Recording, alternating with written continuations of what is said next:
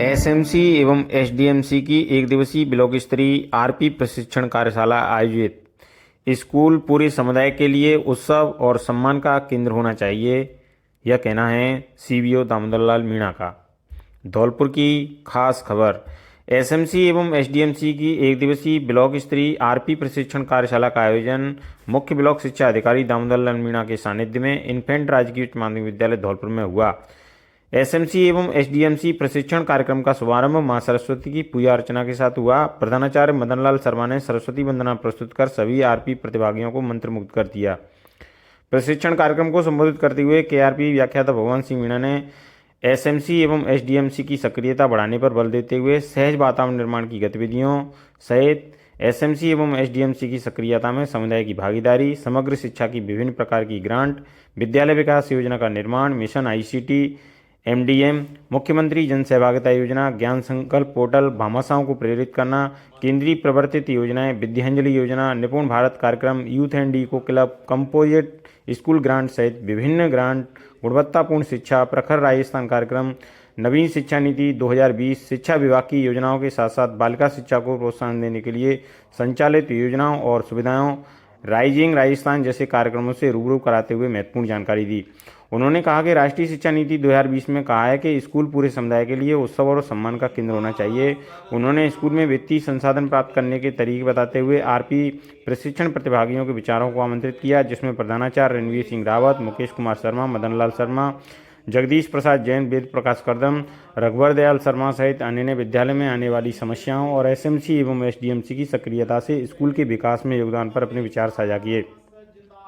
प्रधानाचार्य मदन लाल शर्मा ने बालिका शिक्षा को बढ़ावा देने एवं एमडीएम योजनाओं के प्रभावी क्रियान्वयन पर प्रकाश डाला। भारतीय संस्कृत ज्ञान परीक्षा में उत्कृष्ट कार्य करने के लिए प्रधानाचार्य वेद प्रकाश करदम का जिला सचिव भारतीय संस्कृत ज्ञान परीक्षा भगवान सिंह मीणा एवं अतिथियों द्वारा सम्मान किया गया। प्रधानाचार्य वेद प्रकाश करदम ने कहा कि राजकीय विद्यालयों के लिए सही विकास के लिए यह एसएमसी एवं एसडीएमसी की कमेटी बनाना बहुत ही जरूरी कदम है। बच्चों की शिक्षा को बेहतर बनाने के लिए यह जरूरी है। आज राजकीय विद्यालयों में पढ़ने वाले बच्चे निजी स्कूलों से भी बेहतर परिणाम लेकर आते हैं। केआरपी मीणा ने एसएमसी एवं एसडीएमसी के कार्य, कर्तव्य और उद्देश्यों को बताते हुए कहा कि इन समितियों का मुख्य कार्य एमडीएम की गुणवत्ता की जांच करना, गांव स्तर पर स्कूल ड्रॉप आउट बच्चों के विद्यालय में नामांकन एवं विद्यार्थियों के ठहराव एवं उपस्थिति में सहयोग करना तथा विद्यालय में भौतिक सुविधाओं जैसे भवन, शौचालय, फर्नीचर, पेयजल, स्वच्छता आदि की व्यवस्था करना है। सदस्यों को एसएमसी एवं एसडीएमसी की मासिक बैठकों में नियमित और सक्रिय रूप से भाग लेना, पिछली बैठकों के प्रस्ताव का अनुमोदन करना तथा आवश्यकतानुसार नवीन प्रस्ताव लेना एवं विद्यालय की शैक्षिक उपलब्धियों पर चर्चा जरूर करनी चाहिए। एसएमसी एवं एसडीएमसी ब्लॉक स्तरीय प्रशिक्षण कार्यक्रम में आरपी के रूप में प्रधानाचार्य जगदीश प्रसाद जैन, माता दीन शर्मा, अजय सिंह चौधरी, रघुवर दयाल शर्मा, वेद प्रकाश करदम, मदन लाल शर्मा, रणवीर सिंह रावत, मुकेश कुमार शर्मा, शैलेंद्र सक्सेना, लक्ष्मी नारायण सिंह, रामदीन शर्मा, कैलाशी प्रसाद, गणेश रावत, मोहर सिंह जाटव, राजेश कुमार शर्मा, राजेश उपाध्याय, उपमा शर्मा, ब्रजमोहन शर्मा, नरेंद्र सिंह, माता प्रसाद, प्रबोध शर्मा सहित अन्य ने भाग लिया। प्रशिक्षण कार्यक्रम के अंत में प्रश्नावली के साथ प्रशिक्षण कार्यशाला का समापन कर प्रधानाचार्य रणवीर सिंह रावत ने आभार व्यक्त किया। प्रशिक्षण केआरपी व्याख्याता भगवान सिंह मीणा द्वारा दिया गया।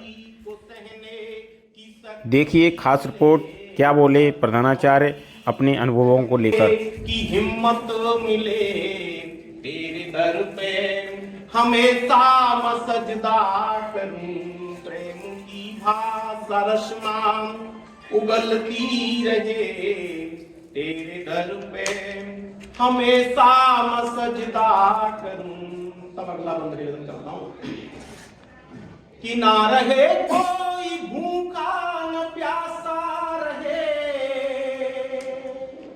मां आपसे निवेदन करते हैं, इस भारत देश में 5 करोड़ आबादी ऐसी एक सर्वेक्षण के अनुसार जिसमें जिनके घरों में केवल एक समय का चूल्हा जलता है, एक समय का ही भोजन उनको नसीब हो पाता है। तब मां भगवती से निवेदन करते हैं कि ना रहे कोई भूखा न प्यासा रहे, ना रहे कोई भूखा न प्यासा रहे, तन को कपड़ा कहीं ठौर बसने को हो, ना रहे कोई भूखा न प्यासा रहे, तन को कपड़ा कहीं ठौर बसने को हो, भ्रष्टता और मलिनता न झांके कहीं, भ्रष्टता और मलिनता न झांके कहीं, तेरे दर पे हमेशा मैं सजदा करूं, प्रेम की भाषा रचना उगलती रहे, तेरे दर पे हमेशा मैं सजदा करूं।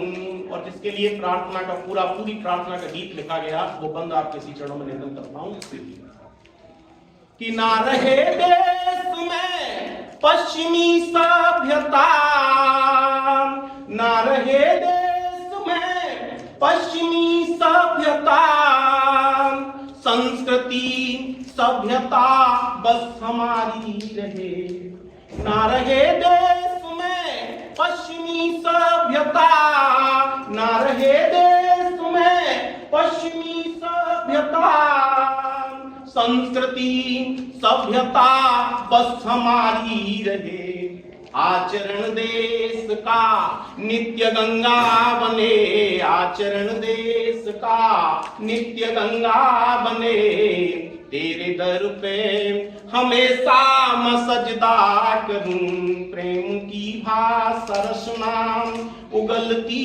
रहे, तेरे दर पे हमेशा मैं सजदा करूं, प्रेम की भाषा रचना।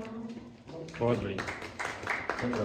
योगदान है वो बहुत ही प्रभावशाली और लगभग 6-7 लाख रुपए का हमने 2 दिन के अंदर वहाँ कलेक्शन किया था चित्तौड़गढ़ में, और उससे हमने विद्यालय का पूरा कायाकल्प किया था, और अभी तक 7 वर्ष हो गए, और वहाँ जो हम काम करके आए थे उसकी अभी तक वहाँ के लोग जो है वो प्रशंसा करते हैं। वहाँ समुदाय का जो योगदान था वो बहुत ही प्रशंसनीय था।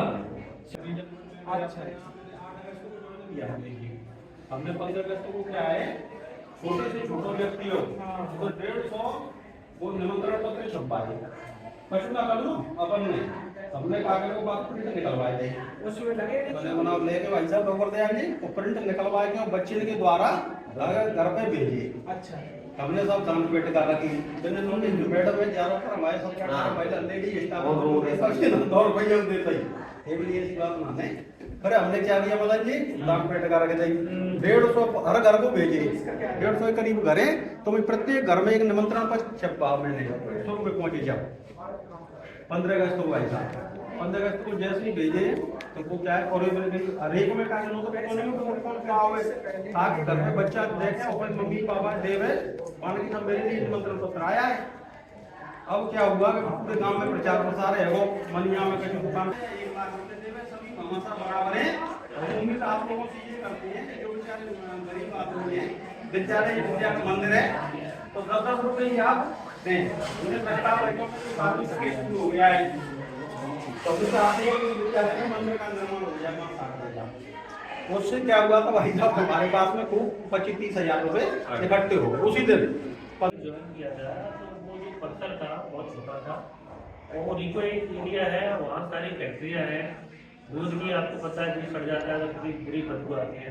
तो हालात ऐसे थे, ऐसा लगता था कि यहाँ पे पूरे दिन बैठना बहुत मुश्किल है कि ये काम भी सही है तो प्रकृति के लिए कार्य कर लिया जाए, और इससे निश्चित तौर पर वो जो लाभ मिलेगा वो पता नहीं कितने वर्षों तक लाभ मिलेगा।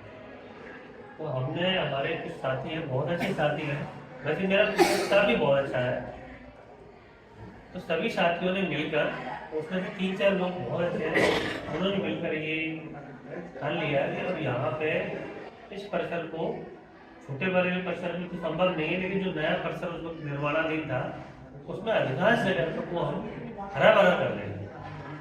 तो वो जो संकल्प लिया था 5-6 साल पहले, और शायद 2-3 साल पहले भगवान सिंह जी भी गए थे उसमें, तो ये भी अपनी आहुति दे के आए थे, 1-2 बरगद के पौधे ये भी लगाया था।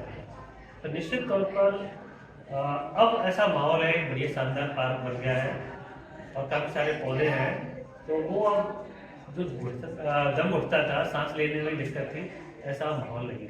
तो इतना बड़ा परिवर्तन हुआ है, निश्चित तौर पर इस तरह के अच्छे साथियों की वजह से, तो वो लगातार काम भी करते हैं, क्योंकि पौधा लगाना और भूल जाना, उससे पौधा नहीं बचेगा। क्योंकि पौधा बिल्कुल बच्चे की तरह है, उसकी शुरुआत में बहुत रखवाली करनी पड़ती है, समय समय पर पानी देना पड़ता है और उनको एक निश्चित आकार देने के लिए उनकी कटाई छटाई भी करनी पड़ती है। नीचे है उसकी 6 फुट की बाउंड्री हो रही थी, गेट लग रहा था, 3 कमरे इस साइड थे, एक कमरा था बनता, उसमें कचरा भरा हुआ था, मतलब पेड़ पौधों का सारा डस्ट और भी कुछ भरा हुआ था। 2-3 कमरे पीछे थे, उसमें कुल मिला के 7 कमरे हो गए, जिसमें एक प्रिंसिपल रूम बना रखा था, एक में और फवाड़ा लग रखा था, एक क्लास बैठती थी, 4 कमरों में क्लास बैठा करती थी कुल मिला के ये।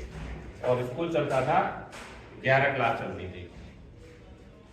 तो मैंने गाँव वालों को बुलाया, मैंने यार विद्या जो है ना वो गर्त में जा रही है, विद्या आनी ऊपर से ये गर्त में जा रही है, सारा ये सिस्टम मेरे को उल्टा लग रहा है। तो कहता आप क्या कर सकते हैं, मैं कुछ कलेक्शन करूँ, ठीक है ना। उसी दौरान 3-4 महीने निकल गए, 26 जनवरी आ गई। 26 जनवरी आने के बाद मैंने वैसे फिर वो मांग रखी, मैंने कहा मैंने ऐसे जैसे 2-4 बार मीटिंग की और इनसे कहा किसी और अपने में से भी जहाँ भी आप जाते हैं, चाहे वो विद्यालय कोई भी है मुकेश जी, चाहे वहाँ पर दूध वाला दूध फैला रहा है या कहीं गड्ढा है या कुछ भी है, अगर आप अपना विद्यालय मान के चल रहे हो तो निश्चित रूप से अच्छे अच्छे विचार आपके दिमाग में आएंगे। और जब आप प्रयास करेंगे तो 101% मैं दावे के साथ कहता हूँ वो फलीभूत होंगे। परसेंटेज कितनी होगी वो डिपेंड करता है अपनी में, समय अपने को देना पड़ेगा, छुट्टियां खराब करनी पड़ेंगी, अपने व्यक्तिगत कामों को छोड़ना पड़ेगा, चाहे घर वाले और बच्चे सुबह और शाम जैसे ही आप घर में यहाँ विद्यालय के काम को करते रहेंगे, घर का काम कोई उन्नति के परिणाम ये बिल्कुल यहाँ पे ही हो रहा है। लेकिन बात ये आती है कि काम किस उद्देश्य से किया जा रहा है। इस समय क्या है कि अपन 3-4 चीजों पे ज्यादा काम कर रहे हैं। एक तो वो चल रहा है उत्पाद वाला, एक वो पालनहार वाला चल रहा है, कुछ एक जैसी नाम है। एक वो चल रहा है वो प्रखर के बाद में, दूसरा परख राष्ट्रीय सर्वेक्षण बड़ा मतलब जोर शोर से चल रहा है और खूब आदेश भी आ रहे हैं, इतने सारे आते हैं कि 10-8 तो ऐसे होते हैं बिल्कुल अर्जेंट चलते हैं। आदेश से ज्यादा नोटिस आदेश से ज्यादा नोटिस भी आ रहे हैं। निश्चित रूप से काम का ये तो का APAR हो गया, APAR दोबारा APAAR हो गया, बहुत जल्दी आने वाला है। हाँ तो सर काम का वर्कलोड है, लेकिन बहुत अच्छा प्रशिक्षण चल रहा है। मैं एक रामधारी सिंह की 2 पंक्ति आपको सुनाता हूँ। अपनी बात कहते थे कि नींद कहाँ उनकी आंखों में, नींद कहाँ उनकी आंखों में जो है धुन के मत वाले, नींद कहाँ उनकी आंखों में जो है धुन के मत वाले, और जागरूक की जो निश्चित है हाथ चुके सुनने वाले। जागरूक बहुत बढ़िया। हाथ चुके सुनने। हनुमान जी सफल इसलिए हुए थे क्योंकि जो कार्य किए गए थे वो मन से किए गए थे, लगन से किए गए थे, पूरी ऊर्जा के साथ किए गए थे और पूरे विश्वास के साथ किए गए थे। इसलिए हनुमान जी को सफलता मिली। ये बिल्कुल फैक्ट है। और जब हम उदासीन हो जाएंगे तो सफलता तो कोसों दूर तक चली जाती है, सोच भी नहीं सकते। स्थिति यह है कि विद्यालय में अपन लोग कुछ करने के लिए मन बना के जाते हैं, डायरी मेंशन करके जाते हैं कि ये काम निकालना है, और कई बार स्थितियां ये आ जाती हैं कि करना कुछ और है और करना कुछ और पड़ता है। ये बिल्कुल फैक्ट बात है, भूल जा। तो मैं 2-1 बात शेयर करूंगा। अभी मैं गर्ल्स की नाटकंडी पचगांव में हूँ, तो यहाँ क्या है कि हमारा जो परिवेश है वो बड़ा छोटा है, तो हम स्वच्छता को साथ में लेकर के बच्चियों की शिक्षा के लिए बेहतर प्रयास कर रहे हैं। वेल सेटल्ड बच्चियां आती हैं, जितना नॉमिनेशन है 400 के लगभग 100% उपस्थिति लगभग रहती है। वेल सेटल्ड बच्चियां आती हैं, प्रयास करते हैं पहले कालन से लेकर के 8वां कालन संचालित हो, क्योंकि सरकार ने IFPD हमें दे रखी है, 3 टीवियां लगी हुई हैं प्रोजेक्ट के रूप में, तो वो भी हेल्प ले लेते हैं। लेकिन इससे पहले मैं जिस विद्यालय में प्रधानाचार्य रहा और 2019 में वहां पदस्थापित हुआ था, तो वो स्कूल जो था वो बाड़ी से और धौलपुर से सुदूरवर्ती था। मतलब स्थिति ये थी कि वहां कोई व्यक्ति पहुंचता था, जिसने मन बना लिया वही पहुंचता था, वैसे कोई नहीं जाता। लेकिन जब मैंने सर वहां ज्वाइन किया, गली से भी निकलता है सर मैंने जब वहां ज्वाइन किया रूप से मैंने ये देखा कि वहां संभावनाएं बहुत हैं, लेकिन लोगों ने काम नहीं किया। तो सर मन बनाया कि यहाँ कुछ करने का मन है। मेरा भी पहले प्रधानाचार्य पर पहला पदस्थापन था, तो मैं 3 साल तक होता था। तो माननीय जिला कलेक्टर साहब जायसवाल जी हुआ करते थे, उन्होंने मुझसे कहा कि हम आपके यहाँ एक आत्मरक्षा की गतिविधि करना चाहते हैं, जिसमें मुझे 200 बेटियां चाहिए जो ट्रैक सूट में हो। तो हमने साहब स्टाफ के साथ मीटिंग की अर्जेंट में, और हमने आपस में जो जन सहयोग जुटा करके 67 ट्रैक सूट हमने आगाज से बनाया। पूरे गांव का भाव हमारे प्रति जुड़ गया। ये बस इतना सा कार्यक्रम था। तो वार्षिकोत्सव का कार्यक्रम चल रहा था और मैंने केवल एक डिमांड रखी थी, मेरी 300 बेटियां यहाँ पढ़ती हैं, सबके लिए ट्रैक सूट कैसे हो सकता है। एक सज्जन खड़े हुए मेरी एसएमसी के मेंबर थे, उन्होंने कहा कि साहब 11 ट्रैक सूट की नगद राशि में अभी आपको दे रहा हूं। उन्होंने दिए साहब। अब वो वहां क्या है, पार्टीबाजी है, सरपंच का चुनाव बड़े जोर शोर से होता है, तो दूसरे वाले ने कहा कि साहब 31 के पैसे अभी नगद काटो साहब हाथों हाथ। ये 2 काम हुए साहब। तीसरा बैठा था, उसने कहा कि साहब कितनी की व्यवस्था हो गई। मैंने देखा मतलब 11 और 31 और 67 हम लोग लेकर के आए। लगभग 100 का प्रबंध हमारे पास हो गया है। शेष जितनी भी बची उनको मैं टैक्स भी दूंगा। कल गाड़ी आ जाएगी। बहुत बढ़िया। और दूसरी दिन गाड़ी आ गई साहब, 300 बच्चे और ये बहुत बड़ी उपलब्धि हमारी हुई था।